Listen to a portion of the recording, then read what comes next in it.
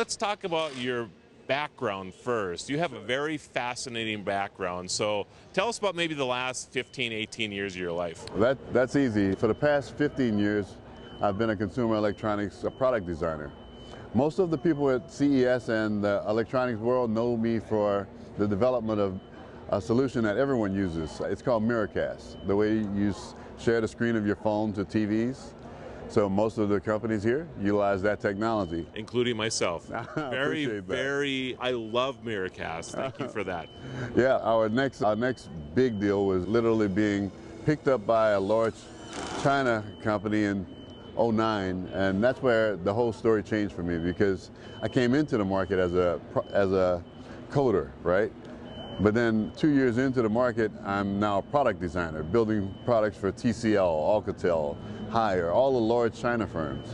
And then 2 years into that, I'm granted my own shop to go ahead and start doing the things that I could dream of. Okay. And Novan was born.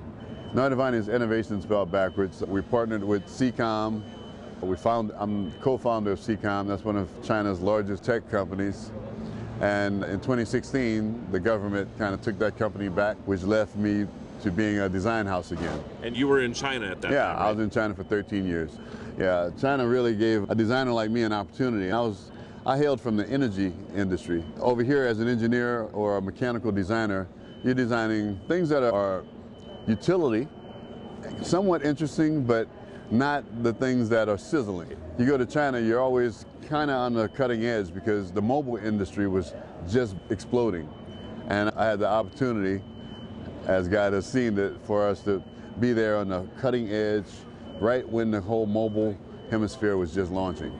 And I was a part of that. So I've been at CES since 2010, won multiple, I think I handled every industry award so far in the consumer electronics. Well, that's pretty impressive. Yeah. So 3 years ago, the pandemic comes around and changes your life, obviously. So what happened at that time for you? It absolutely did. We wanted to make a mainstay for bringing our manufacturing and products company back to the U.S. anyway, but COVID really just kind of sped up that it expedited it, right? So a lot of makers wanted to onshore to either Mexico or U.S., and I saw fit to seek out what was called Black Wall Street at one time, Tulsa, Oklahoma. It was once a place minorities were really thriving, and for the Black Wall Street rebirth to actually happen, it takes a company like mine, a company that has manufacturing scale and capacity, has design and real technology, not an app company. So sometimes it drives me crazy every time you see